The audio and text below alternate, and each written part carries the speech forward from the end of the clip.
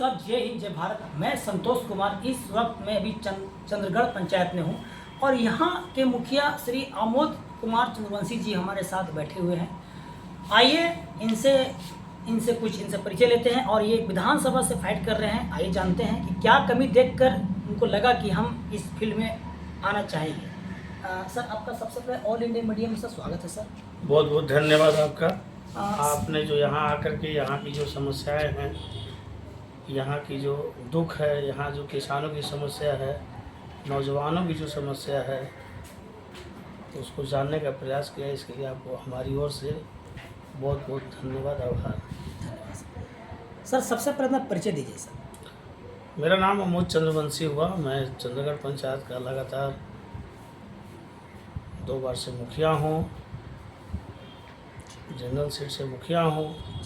हमारी माँ नगर panchayat ward number 12 के 2 बार से पार्षद है। हमारी चाची वार्ड नंबर 8 से, वो भी 2 बार से पार्षद है। एक बार 6 नंबर वार्ड से, एक बार 8 नंबर वार्ड से। यही हमारा परिचय है। हमारे पिताजी थे स्वर्गीय जोगिंदर सिंह, दादा सिंह से स्वर्गीय काली सिंह। हमारे खानदान में स्वतंत्रता सेनानी हुए, हमारे खानदान में पूर्व सरपंच हुए। हम लोग का राजनीतिक इतिहास रहा है। ये अभी आपने सुना कि सर बहुत बड़ी बात है कि आज हम जिनसे मुलाकात हम करा रहे हैं आप लोगों, वो एक राजनीतिक इतिहास रचाए हुए हैं और हमारे आमोद जी से और कुछ विशेष हम जानकारी लेना चाहेंगे। सर विधानसभा से आ रहे हैं सर, सुनने में आया सर, तो क्या कमी झलका सर कि आप इस फील्ड में सर आप उतर रहे हैं सर? दुर्भाग्य है कि 1947 के बाद, आज़ादी के इतने वर्षों के बाद अभी तक हम लोग को यहाँ के किसानों के लिए एक सतेंद्र बाबू के परिवार का दिया हुआ जो उत्तर कोयल नहर है जी, उसके बाद दूसरा कोई सिंचाई की व्यवस्था यहाँ कोई भी जनप्रतिनिधि नहीं करा सके। ये बहुत ही दुखद बात है। हमारे नबीनगर से आप दक्षिण चल जाइए, 8 पंचायत सूखा के मार चल रहा है। आप बारून में चल जाइए, उधर भी जो रिव सौदा हो गया, बहुत से दर्जनों गांव है वहाँ पर, वहाँ भी पानी की इतना समस्या है, सिंचाई की इतनी समस्या है कि जिसका वर्णन हम आप चला नहीं कर सकते। चल के आप देख सकते हैं क्या स्थिति है वहाँ पर। यहाँ पर देखिए, आप जो सड़क आप आए होंगे जी, देखे होंगे कितना जर्जर स्थिति में है। यहाँ पर माने सैकड़ों ऐसे सड़कें हैं नबीनगर बारून विधानसभा में जिसकी स्थिति बहुत ही दयनीय, चलने लायक नहीं है वो। अब मैं क्या कहूँ, बहुत सही सड़क है। सर आरजेडी को लिए क्या कुछ कहना चाहेंगे सर? आरजेडी का देखिए भविष्य तो उज्जवल है ही, और जिस प्रकार से आरजेडी के नेता श्री तेजस्वी यादव जी, श्री लालू प्रसाद यादव जी के मार्गदर्शन में, उनके दिशा निर्देशानुसार और अपने स्वविवेक से और जनता की राय से जिस तरह से सबको कोऑर्डिनेशन बना करके वो चल रहे हैं, तो भविष्य उनका है। और मुझे लगता है कि अगला सीएम वो बन के ही रहेंगे। जनता की जो रुझान है एकदम तमाम दलित, शोषित, पीड़ित, अक़लियत, अति पिछड़ा का जन सैलाब एकदम उमड़ पड़ा है। अभी जो हाल ही में जो यात्रा हुआ, सासाराम से स्टार्ट हुआ 17 तारीख को, वहाँ से फिर औरंगाबाद आया, फिर यहाँ से गया। आप देखे होंगे, अगर नहीं आए होंगे तो आप पता कर लीजिएगा। उतना बड़ा जन सैलाब जो है किसी भी बड़े नेताओं के कार्यक्रम में होता है, लेकिन जिस तरह से वो भीड़ थी, विपक्ष के में रहते हुए भी इतनी बड़ी भीड़ हुई, बहुत ही गर्व की बात है। उससे लगा कि जनता जो है एकदम परिवर्तन के मूड में है और जात पात का नारा बहुत हो गया। अब जो विकास की बात करेगा वही देश पर राज करेगा, वही बिहार पर राज करेगा, छलावा से नहीं चलेगा। हम लोग को जो है नीतीश बाबू आरक्षण दिए थे त्रिस्तरीय पंचायत चुनाव में, नगर पंचायत के चुनाव में, कहे कि 20% दे रहे हैं, दिए हमको 16%। उसमें भी मजबूत जातियों को डाल दिए, उससे हमारा जो आरक्षण का संरक्षण है वो गड़बड़ा गया। अब आपको मैं बता दूं कि कभी भी पाल प्रजापति, चंद्रवंशी, ठाकुर, बढ़ी, मल्होरी वाला काम जिसको बोलते हैं, नोनिया भाई, मलाह भाई, अब त्रिस्तरीय चुनाव में मुखिया, प्रमुख, जिला पार्षद अध्यक्ष, मेयर, या आप कह सकते हैं उसको कि चेयरमैन नगर पंचायत, चेयरमैन। जिला परिषद का, ये नगर पंचायत का या नगर परिषद का चेयरमैन मुश्किल से बन पाएगा। कारण उसका एक ही है, उसमें जो मजबूत जो जातियां हैं आर्थिक रूप से, उसको पिछड़ा से निकाल के अति पिछड़ा में वो डाल दी है।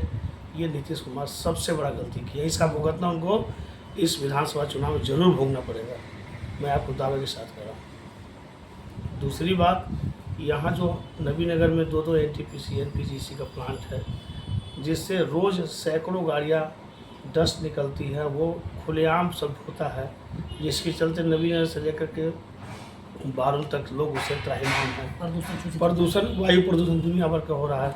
वहाँ भी जल्दी हम लोग धरना प्रदर्शन 8 दिन पहले किए हैं NTPC गेट पर। वहाँ का जो पानी है इतना ख़राब हो गया है कि आप पीजिएगा तो उससे 100 बीमारी होगा। वहाँ सैकड़ों महिलाएं और सैकड़ों हज़ारों हज़ार की संख्या में महिलाएं और पुरुष जो है वो धरना प्रदर्शन में शामिल हुई। और फिर 12 तारीख को एकदम विशाल धरना प्रदर्शन NTPC गेट पर है। वहाँ के विस्थापित किसानों को जो है उचित मुआवजा नहीं दिया जा रहा है। वहाँ कह करके लोगों को रोज़गार नहीं दिया जा रहा है। बाहरी लोगों को बुला करके पैसा ले लेके NTPC और NPGC और उसके माध्यम से जो दलाल रखे हुए हैं उनके माध्यम से वहाँ पर बहालियाँ की जा रही हैं।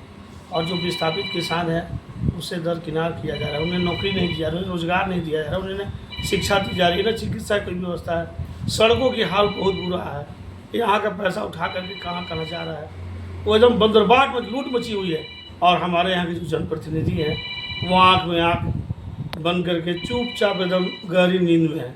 पता ना वो कैसे ये सब देख रहे हैं, उसके बावजूद भी उनको आँख नहीं खोल रही है।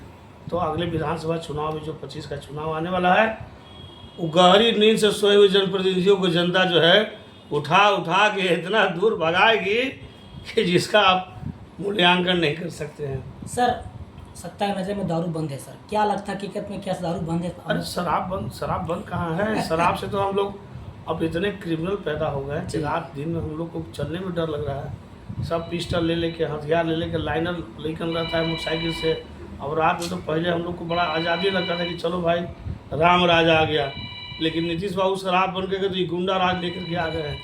बहू बेटियाँ रात में निकलना मुश्किल हो गया है, हम लोग को जनप्रतिनिधि घूमना मुश्किल हो गया है। अगर हम लोग कुछ अगर रात बिरात घूमते हैं, देखते हैं कुछ छीन ली लड़का को, तो उसका खामियाजा हम लोग को भोगना पड़ेगा। हम लोग को जान का इसी खतरा बना हुआ है। और भी बहुत सारी समस्याएं हैं। आप नबीनगर में जब आए होंगे तो देखे होंगे, ये वो कॉलेज है। सत्येंद्र बाबू के बाद उसके बाद एक भी जनप्रतिनिधि के द्वारा ना कोई डिग्री कॉलेज खोला गया, ना कोई कॉलेज खोला गया, ना यहाँ महिला कॉलेज। खेल का वही बुरा हाल है, नौजवानों के खेलने के लिए बढ़िया स्टेडियम नहीं है, सिंचाई की व्यवस्था नहीं है। यहाँ के जो व्यवसायी हैं आए दिन उन पर धमकी भरा पत्र मिलते रहता है, उन पर हमला होते रहता है। यहाँ की जो दलित महिलाएं हैं, बच्चियाँ हैं, उसके साथ अनेक दर्जनों ऐसे घटनाएं हैं जिसके साथ बलात्कार किया गया, उनकी हत्या की गई। लेकिन यहाँ के जनप्रतिनिधि केवल जातिवाद के नशे में चूर है। उनको वोट सभी जाति वर्ग के लोग देते हैं, ये बात जनप्रतिनिधि को सोचना चाहिए। सर, वोटर ID को देखा जा रहा है मामला सर के भी सुधार के लिए दिया गया है। मायके से भी जितने भी महिला हैं उनके मायके से भी सर अभी जाति के अच्छा कुछ प्रमाण देना है। इसको लेकर क्या सर समस्या बहुत झेला जा रहा है सर, जनता परेशान है, इसको लेकर क्या कुछ 2 शब्द बोल दीजिए सर। देखिए सर, इसमें सबसे बड़ी समस्या है कि आपको इतना तेज़ी से जो आप काम करा रहे हैं, बहुत से हमारे भाई बंधु, पूरे बिहार के भाई बंधु जो है गुजरात, पंजाब, नोएडा, हरियाणा, दिल्ली, कलकत्ता, विभिन्न राज्यों में जा कर के अपने जीविकापार्जन के लिए रोजी रोजगार में बेचारे लगे हुए हैं। आप इतना फास्ट काम कर रहे हैं कि बेचारे को किसी को छुट्टी मिलेगा, किसी को नहीं मिलेगा, कोई हाल में, कोई हॉस्पिटल में, कोई कहाँ है, तो वो इतना फास्ट अगर कीजिएगा तो लोग तो छूट जाएंगे बेचारे। आपको अगर चुनाव ऐसा यार कराना था तो आप चुनाव बाद कराते, या तो फिर लोकसभा चुनाव से पहले कराते, या लोकसभा विधानसभा चुनाव के बीच में जो जगह था उसमें कराते। लेकिन विधानसभा चुनाव से 3 महीना पहले इतना फास्ट करना मेरे समझ से यह राजनीतिक षड्यंत्र है। गरीब गुरबा का वोट काट करके ये जो पार्टियां हैं, भाजपा और जदयू की जो पार्टियां, ये चाहते हैं गरीब का नाम कट जाए और हम लोग जो है अपना सिक्का जमाएं। अगले विधानसभा चुनाव में तेजस्वी जी से सब डरे हुए हैं। इतना लोकप्रियता तेजस्वी जी को मिल रहा है, इतना तेज गति से जनता का जन सैलाब उन पर उमड़ पड़ा है कि इन लोग को दिमाग अब यदि भाजपा कर नहीं रहा कि हम लोग करें क्या। एक से एक बहाना खोज रहा है, कैसे जीता जाए, कैसे जीता जाए। जितना भी घोषणा हुआ देखिए आप, सब 1 महीना 2 महीना के अंदर हुआ। आपको अगर घोषणा ही करना था, लाभे देना था, पेंशन का हो, चाहे फ्री बिजली का हो, 125 यूनिट का हो, चाहे जीविका दीदियों को जो सहायता राशि हो, आप ये सब साल भर 2 साल पहले करते ना। ये तो लॉलीपॉप अब थमा रहे हैं। तो वही हाल है सर, भोज में रोपना गजब हाल है। तेजस्वी जी का जो मैनिफेस्टो था, आप उसी को तो उठा के लागू किए हैं, अपने मन से तो कुछ किए नहीं है। ये तो साफा आरजेडी तेजस्वी जी का जो अगला प्लान था कि हमारी सरकार बनेगी तो हम ऐसे देंगे, वे देंगे, उस सब का नकल आप किए हैं। आपका अपना तो कोई विजन है नहीं। तो आप नौजवान के हाथ में जब तक राज नहीं जाएगा, माननीय मुख्यमंत्री जी बुजुर्ग हो गए हैं, अब उन्हें वास्तविक में मैं भी विधानसभा में जाकर देखा हूँ, उनकी स्थिति सही में अब पहले जैसे है नहीं। अब हमारे बहुत ही अच्छा विकास किए थे। 2005 से लेकर 2015 तक बहुत ही अच्छा इनका कार्यकाल रहा, लेकिन अब वो बेचारे उम्र का भी दोष है। अब कोई भी व्यक्ति 40-50 साल राजनीति में तो चिड़चिड़ा हो ही जाएगा, स्वाभाविक है। अमोद सर, एक आखिरी प्रश्न है सर आपसे। जन स्वराज आ रहे हैं, उसके लिए क्या राय है सर? जन स्वराज का तो बिहार में कहीं कोई औचित्य नहीं है। ये केवल कॉरपोरेट घराने की पार्टी है और पैसे के बल पर छलावा कर करके ये अपना जनता को लुभाने का प्रयास कर रही है। बिहार की जननी है, लोकतंत्र की जननी है बिहार। आप समझ लीजिएगा श्रीमान जी कि यहाँ पर कोई छलता नहीं, जो छलते आता है वही छिला जाता है। इनका लुटिया डुबा जाएगा। मोदी जी को चूना लगा दिए, नीतीश जी को चूना लगा दिए, ममता जी को लगा दिए, केजरीवाल जी को लगा दिए, तो आप जी सोचेंगे अपने हम मियाँ मुठी बन जाए। ये संभव है बिहार में? ये बिहार अपने लोकतंत्र का जननी है महाराज। बिहार यहाँ कोई बुरा बना सकता है किसी को? यहाँ जनता के लिए जो काम करेगा वही बिहार पर राज करेगा। नौजवानों की जो बात करेगा, जो रोजगार की बात करेगा, वही बिहार पर राज करेगा। महिलाओं के लिए जो बात करेगा, सुरक्षा के लिए बात करेगा, अकलितों के लिए जो बात करेगा, अति पिछड़ों के लिए जो बात करेगा, उन्हें मान सम्मान देगा, उनकी उचित भागीदारी राजनीति में देगा और सभी क्षेत्रों में उचित भागीदारी सम्मान देगा, वही बिहार पर राज करेगा। और सभी वर्ग, जाति, वर्ग, धर्म के लोगों को न्याय के साथ आगे बढ़ेगा, सम्मान देकर आगे बढ़ेगा, वही बिहार पर राज करेगा। न कि छलावा दे करके और पैसा के बल पर, कॉर्पोरेट घराने के बल पर अपना एक सिंडिकेट बना करके चलाएगा, वो बिहार पर राज करेगा। ये तो 50 साल तक संभव नहीं है। सर, अभी आप ऑल इंडिया मीडिया से बात कर रहे हैं सर, तो मैं चाहूँगा सर कि कुछ 2 लाइन जनता के लिए सर कुछ बोल दें। देखिए, आपका जो चैनल है, हमने देखा है न्यूज़ चैनल में भी बहुत अच्छे से आपका सराहनीय कार्य रहता है। स्थानीय जो मुद्दा रहता है, जो जन समस्याएँ रहती हैं, उसके आप प्रखर वक्ता के रूप में आप प्रश्न पूछते हैं और जो ग्राउंड लेवल पर जो समस्याएं हैं आप उसे जनता के बीच रखते हैं। इसके लिए आपको बहुत बहुत कोटि कोटि धन्यवाद हमारी ओर से। आपने सर कीमती समय निकाल कर सर हमारे ऑल इंडिया में से बात किया सर। लेकिन नवीनगर विधानसभा बहुत सारी समस्याएं हैं, आप जाइएगा। मैं घूम रहा हूँ विधानसभा में, बहुत दिन से घूम रहा हूँ, तो वहाँ पर मैं सैकड़ों गाँव का दौरा किया। स्थानीय जो विधायक हैं श्री विजय कुमार सिंह और डब्लू जी आरजेडी के, व्यक्तिगत उनका बहुत ही ज़्यादा खिलाफत है क्षेत्र में। काम नहीं करने के चलते, विकास नहीं करने के चलते, लोगों को मान सम्मान नहीं देने के चलते, और ये पार्टी अगर उन्हें अपना उम्मीदवार बनाती है तो मुझे डर है कि ये 12वें दिन में ही चुनाव न हार जाए। इस तरह की जो जनता की जन सैलाब है, उनके विरोध जो विरोध है उसे साफ प्रदर्शित होता है।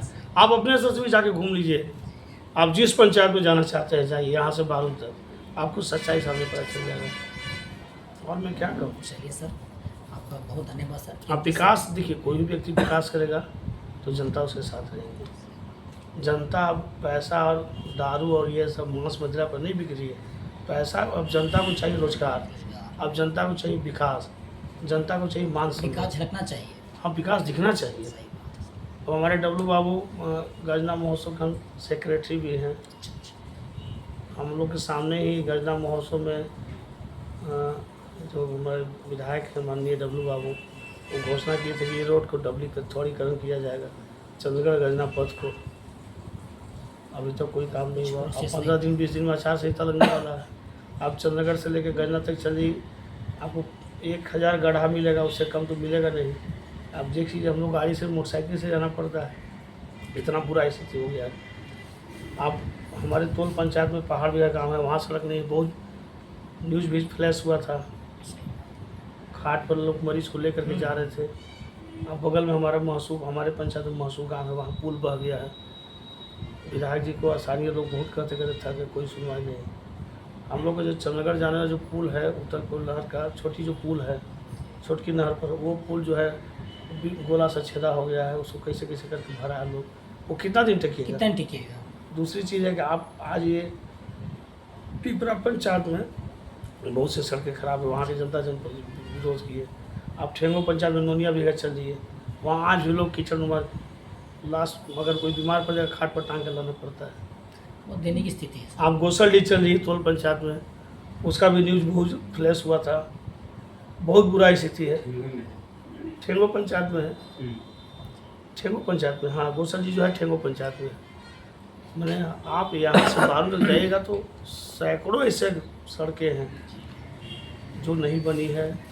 विधायक जी या जो भी जनप्रतिनिधि को उदासीनता का शिकार हुआ, और उसका खामियाजा स्थानीय चुनाव में जनप्रतिनिधि को भोगना ही पड़ता है, चाहे कोई भी हो। काम नहीं कीजिएगा तो उसका तो खामियाजा आपको भुगतना पड़ेगा।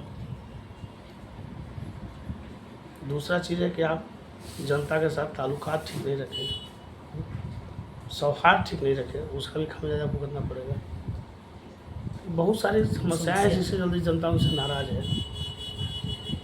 ठीक है सर, आपने इतना कीमती समय देकर सर उन लीडर से बात किया सर, इसके लिए बहुत बहुत धन्यवाद सर। Thank you.